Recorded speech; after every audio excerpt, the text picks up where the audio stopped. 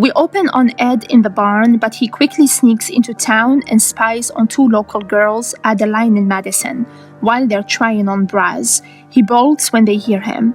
Back home, he puts on his mom's underwear, ties a rope around his neck, and starts getting off on it.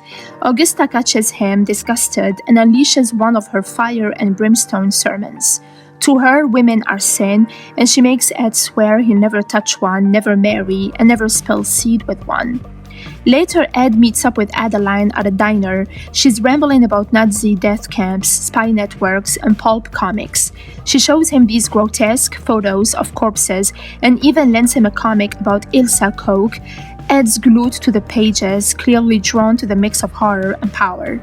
Throughout the episode, Augusta keeps humiliating Ed for his sexual impulses, branding women as Jezebels, and hammering home that only she can love him. She admits she always prayed for a daughter, but got cursed with two sons.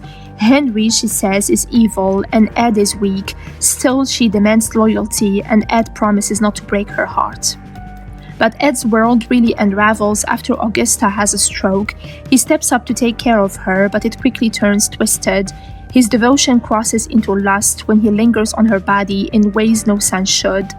After she dies of a heart attack at Smith's farm, Ed's grief curdles into madness. He clings to her grave, hears her voice in his head, and even tries to dig her up. When that fails, he exhumes another woman and props her in Augusta's old rocking chair, basically replacing his mother with a corpse. Ed's brother Henry is the one person trying to break free. He's in love with a woman named Ginny, divorced twice, and he's ready to leave Augusta's religious prison. He tells Ed their mom is making him strange and urges him to get out before he's destroyed. But Ed won't hear it. He lashes out and hits Henry with a log, leaving him bleeding in the dirt. For a moment, it looks like Henry survived. He pops up, laughs it off, and talks about setting fires tomorrow. But that recovery turns out to be just in Ed's head. In reality, Henry's dead. Ed drags the body, stages it as an accident by burning it, and runs to Augusta saying he can't find his brother.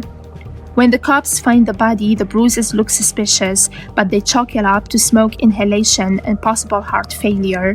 Officially, it's ruled an accident, and officially, it's Ed's first kill.